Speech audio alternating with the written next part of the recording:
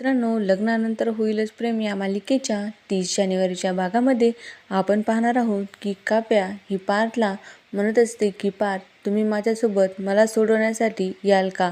माझी एक्झाम आहे, त्यामुळे तुम्ही मला सोडवायला आलात तर मला बरं वाटेल. परंतु पार्थ हा नाही म्हणत असतो आणि काव्या त्याला समजावत असते. पार्थ म्हणत असतो, मला ऑफिसमधून सुट्टी मिळणार नाही. यावर काव्या म्हणते की तुम्ही तिथले बॉस आहात, त्यामुळे तुम्हाला सुट्टी मिळणार नाही हे शक्य नाही. त्यावर पार्थ म्हणतो की मी तिथला बॉस नाही तर विक्रांत देशमुख हे तिथलचे बॉस आहेत. काव्या म्हणते की विक्रांत देशमुख हे तुमचे वडीलसुद्धा आहेत, ते तुम्हाला सुट्टी देणार नाहीत, असं होणार नाही. पार्थ, काही कारण सांगू नका प्लीज, मला सोडवण्यासाठी तुम्ही या. परंतु पार्थ हा ऐकतच नसतो, त्यामुळे काव्या मात्र चिडते. काव्या म्हणते, पार्थ, तुम्हाला भीती वाटते आहे का की तुम्ही पुन्हा माझ्या प्रेमात पडाल? यावर पार्थ म्हणतो की काव्या, आता बास झालं, खूप झालं, मी नाही येऊ शकत तुमच्यासोबत, तुम्ही अनिशासोबत एक्झामला जा. यावर काव्या चिडते आणि म्हणते, ठीक आहे, मी जाते तिच्यासोबत, आणि तुम्हाला नको आहे ना मी तुमच्या डोळ्यासमोर, नजरेसमोर? मी इथे राहणार नाही, मी इथून कायमची निघून जाईल आणि परत कधीच येणार नाही. असं म्हटल्यानंतर पार्थ तिच्या पाठीमागं जातो आणि पार्थ म्हणतो, मी फक्त म्हणत आहे की तुम्ही अनिशासोबत एक्झामला जा, आणि तुम्ही हे मध्येच काय लावले आहे की मी येणार नाही परत? यावर काव्या म्हणते, हो, तुमचीच तर इच्छा आहे, मी ती पूर्ण करत आहे. आता मात्र मला काहीच ऐकून घ्यायचं नाही आहे. चूक केली आहे ना मी, त्याची शिक्षा मला भोगलीच पाहिजे, आणि ती मी शिक्षा आयुष्यभर भोगेल. काव्या म्हणते की पार्थ, जेव्हा मला आपल्या रिलेशनबद्दल क्लॅरिटी आली तेव्हापासून मी तुम्हाला माझ्या पास्टबद्दल सांगण्याचा पूर्ण प्रयत्न केला होता.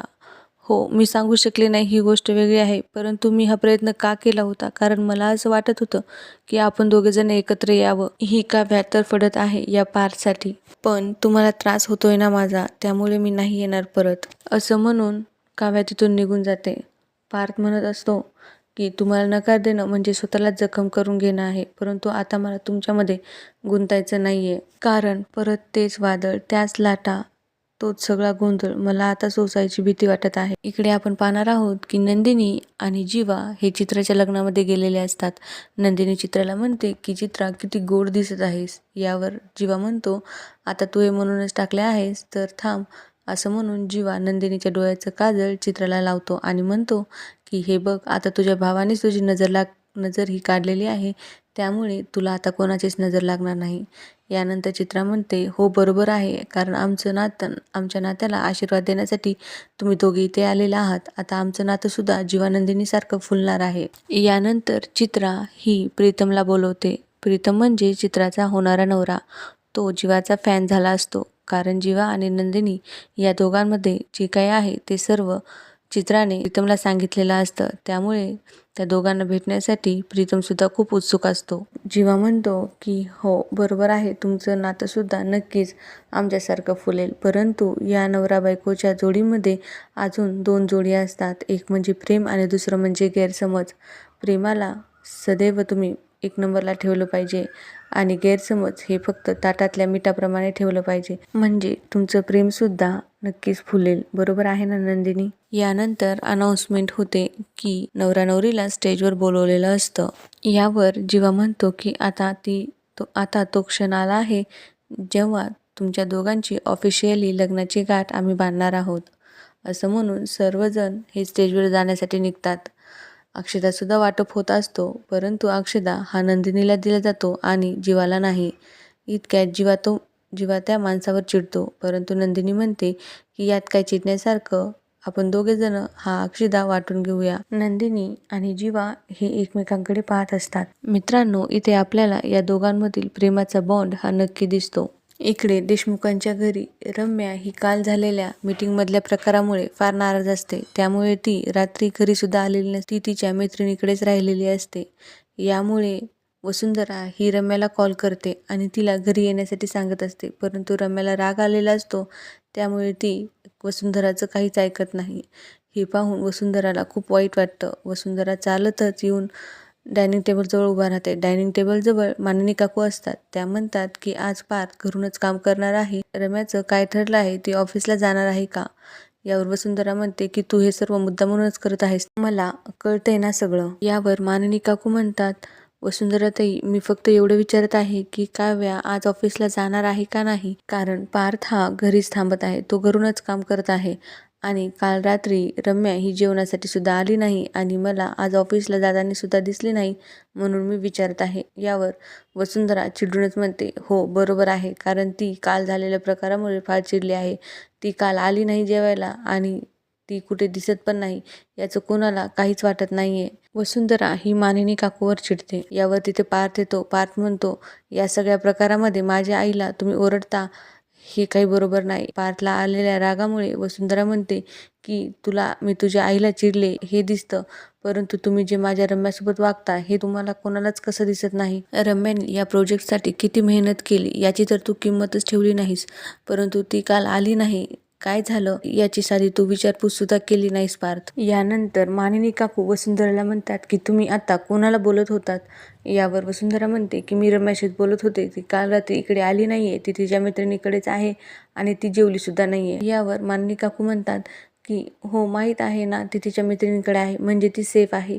मग इतका कागावा का करत आहात तुम्ही की तिचा काही तुमच्याशी कॉन्टॅक्ट झाला नाहीये. यावर वसुंधरा म्हणते की हे जे झालं आहे ते सगळं पार्थमुळे झालं आहे, पण त्याने थोडं सुद्धा विचारलं नाही की रम्या जेवायला काल का आली नाही. पार्थ वसुंधराचं बोलणं मध्येच थांबून म्हणतो, काव्या जेवली आहे का आई, सांग ना, काव्या जेवली आहे का. यावर मानिनी काकू म्हणतात की नाही, मी तिला बोलवलं होतं जेवायला, परंतु ती आली नाही. बहुतेक काहीतरी बिनसलं आहे तुमच्या दोघांमध्ये.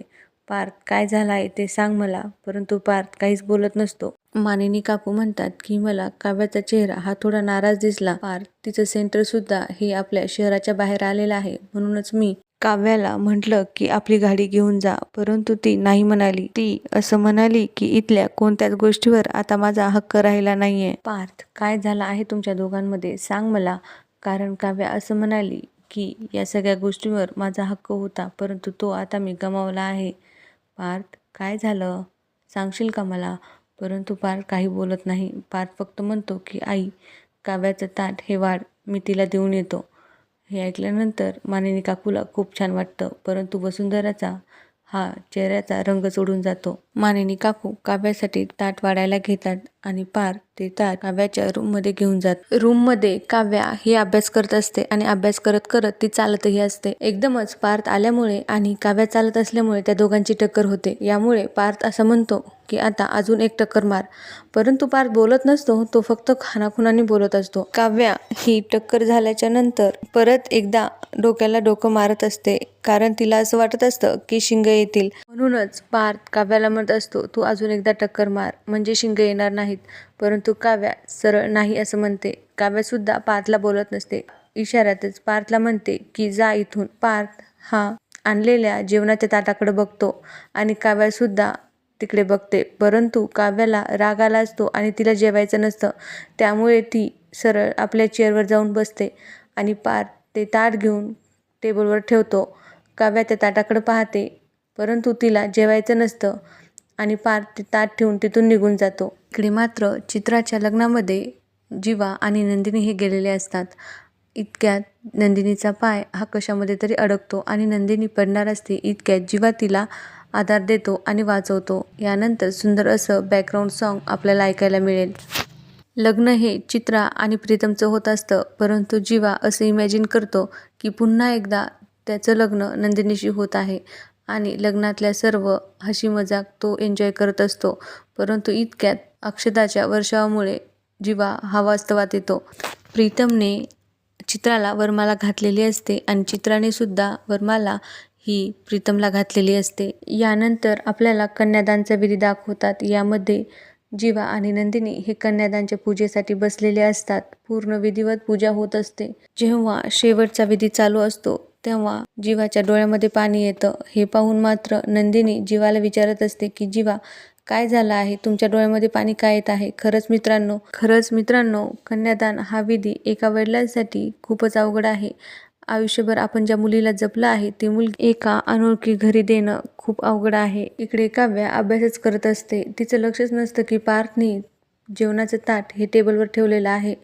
पार्थ थोड्या वेळात रूममध्ये येतो, परंतु काव्याने जेवण केलेलं नसतं. हे पाहून पार्थ तिला विचारतो, का बरं जेवण केलं नाही. इतक्यात काव्या म्हणते की 2 दिवसावर माझी एक्झाम आली आहे, मला जेवणासाठी टाईम नाही आहे. हे ऐकून पार्थ स्वतः काव्याला जेवण भरवत असतो, तिला खाऊ घालत असतो आणि काव्यासुद्धा ते जेवण जेवत असते. नात्यांमध्ये किती पण दुरावा आला, भांडणे झाली तरी पण एकमेकांबद्दल काळजी, प्रेम हे वाटतच असतं. काव्या ही पार्थकडे पाहत असते आणि पार्थ सुद्धा काव्याकडे पाहत असतो. पार्थ म्हणतो की माझ्याकडे पाहायचं सोडून द्या, पुस्तकामध्ये पहा. असं म्हणून काव्याला पार्थ घास भरवत असतो. काव्याला आठवत असतं की मागील एक्झामच्या वेळेस सुद्धा पार्थने काव्याला खाऊ घातले होते.